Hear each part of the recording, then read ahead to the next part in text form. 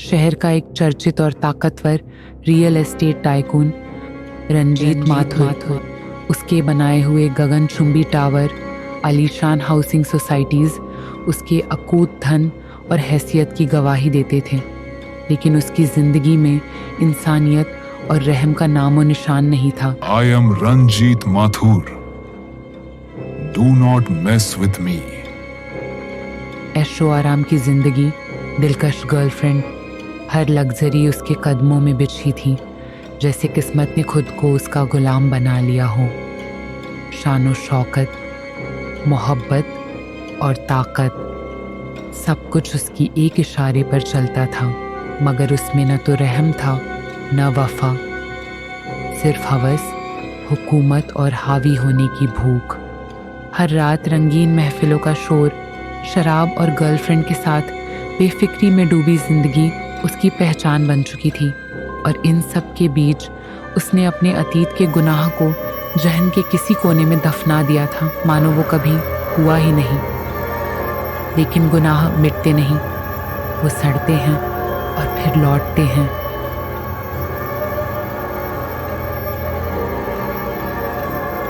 बदबू बनकर, साया बनकर, मौत बनकर।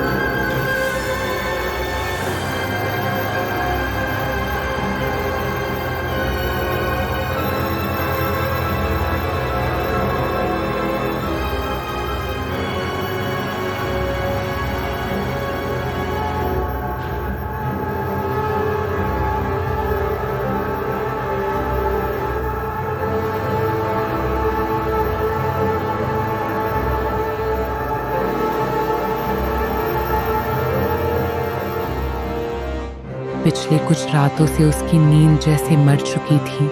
हर बार आंख बंद करते ही सिर में सन्नाटे जैसा दर्द गूंजता और पूरे शरीर से ठंडा पसीना बहने लगता, जैसे कोई अदृश्य छाया उसके बेहद करीब आ चुकी हो। ये सिर दर्द, जैसे अंदर कोई हथौड़ा बरसा रहा हो। ओह जान, सोने की कोशिश करो, चलो आ जाओ अब। वो रात भी बाकी रातों जैसी ही थी। तेज म्यूजिक की गूंज, झूठी हंसी की खनक और पाप की जगमगाती चकाचौंध। रंजीत अपनी दौलत और रुतबे के नशे में इस कदर डूबा था कि उसे अंदाजा भी नहीं था कि अंधेरे में एक परछाई सांस ले रही है, एक पुरानी रूह लौट आई है, जिसे उसने कभी दफन समझा था, वो अब लौट चुकी है। उसका हिसाब लेने और गुनाह याद दिलाने। सान्या वो अब रूह ही बन चुकी थी और रंजीत उसकी काली रात अब उसके दरवाजे पर दस्तक दे चुकी थी। जिसे तुमने मारा था, अब वही तुम्हारा अंजाम लिखने आई है। लेकिन उस दिन पार्टी में किसी अनजाने साए ने कदम रखा, खुले बाल हवा में लहराते हुए और आंखों में एक बर्फ जैसी ठंडी मगर चुभती हुई चमक। और रंजीत एक पल को उसकी हंसी जम गई। कुछ जाना पहचाना था उस चेहरे में और कुछ बेहद डरावना। पहचाना मुझे रंजीत? मैं सान्या। हम 4 और 1। याद भी है या भूल गए वो काली रात? Shut up. Just keep your mouth shut. बस अपना मुंह बंद रखो। ऊपर आ जाओ या यही बात करें? Come soon, baby. I am waiting in your room. Come soon, baby.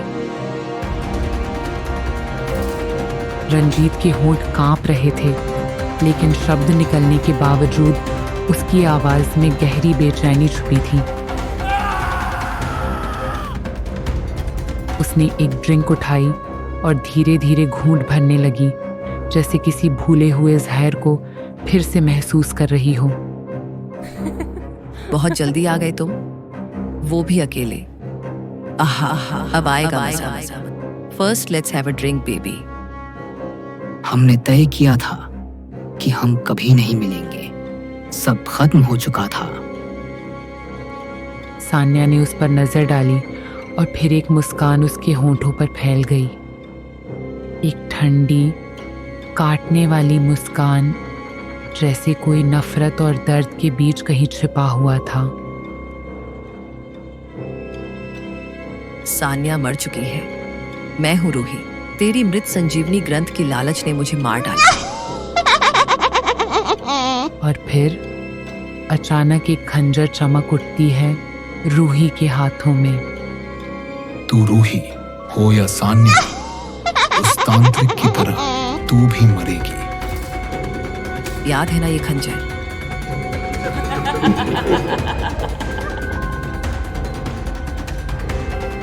याद है ना ये खंजर? याद है ना ये खंजर? यही खंजर उतारा था ना तूने मेरे अंदर। और फिर उस पर एक के बाद एक खंजरों से वार होने लगे। हर खंजर उसके जिस्म को चीरता हुआ भीतर तक उतरता गया। रंजीत की तड़पती चीखों ने रूही के दिल को ऐसी राहत दी कि वो खुशी से थिरक उठी, मानो हर कराह उसकी जीत का जश्न हो।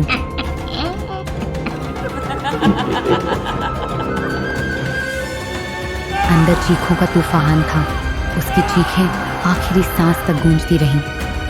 पर बाहर चल रही पार्टी में किसी को जरा भी आभास नहीं हुआ। न चीखों की गूंज, न कोई आहट। सब जश्न में डूबे रहे, बेखबर, बेपरवाह। और फिर कुछ ही पलों में सब कुछ थम गया। उस कमरे में सिर्फ खामोशी की लाश तैर रही थी।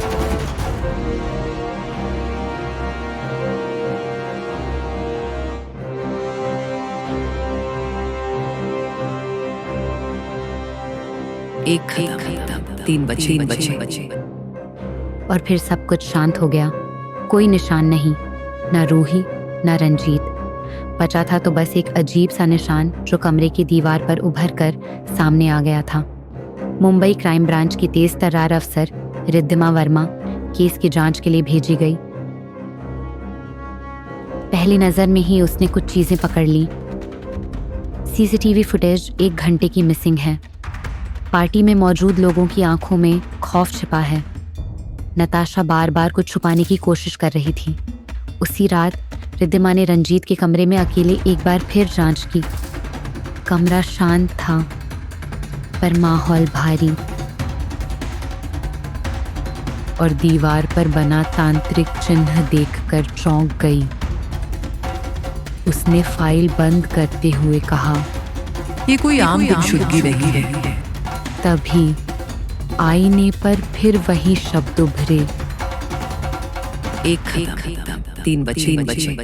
एक खत्म, 3 बचे।